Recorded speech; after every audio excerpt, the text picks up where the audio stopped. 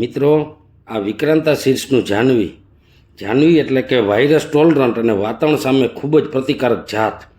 રોગ જીવાતનું પ્રમાણ એકદમ નહિવત. વિક્રાંતા સીડ્સનું જાહ્નવી. આપણે આ મરચાં ચેક કરી છે. મરચાંની લંબાઈ છે 17 થી 18 સેન્ટીમીટર આજુબાજુ. એની જે ડાયામીટર છે એ 1 સેન્ટીમીટર આજુબાજુ. લીલા કલરનું ફ્રૂટ અને એકદમ પ્લેન અને લાંબુ ફ્રૂટ આપણે જોયા.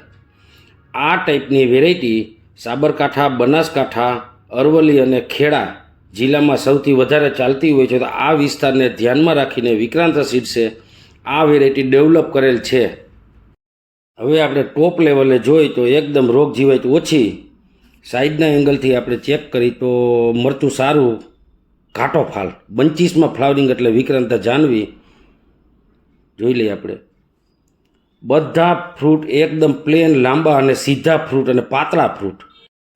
લાલ કલરનું ફ્રૂટ, એકદમ ઘાટા લાલ કલરનું ફ્રૂટ છે. તો વિક્રાંતા જાહ્નવી સૂકા મરચાંના હેતુથી પણ આપણે વાવેતર કરી શકીએ છીએ. હવે આપણે ટોપ લેવલે ઓબ્ઝર્વેશન કરી તો ટોપ લેવલે રોગ જીવાત એકદમ ઓછી, ફ્લાવરિંગ ચાલુ, બધા પાન ખુલેલા હરાભરા અને નાનું મરચું પુષ્કળ નાનું મરચું, બધું મરચું એકદમ પ્લેન, સીધું ટાઈટ ફ્રૂટ અને બંચીસમાં ફ્લાવરિંગ. વાયરસ નામે કોઈ નામ નહીં. વાયરસ ટોલરન્ટ વેરાયટી એટલે વિક્રાંતા જાહ્નવી. હાઇટ જોવા જઈએ તો 4-5 ફૂટ આજુબાજુ હાઇટ છે. ઘાટા લીલા કલરનું ફ્રૂટ, પાતળું અને 7 થી 8 ઇંચ લાંબુ ફ્રૂટ.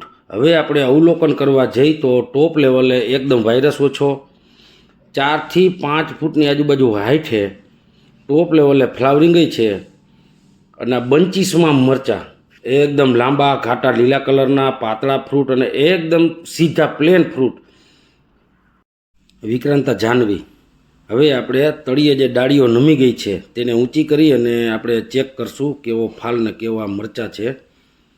તો ઊંચી કરી, ઊંચી થાય નહીં, એટલો વજન છે, પણ ભાંગી જવાના હિસાબે આપણે એ ડાળીને પાછી મૂકી દીધી છે. અને ટોપ લેવલે વાયરસ એકદમ ઓછો.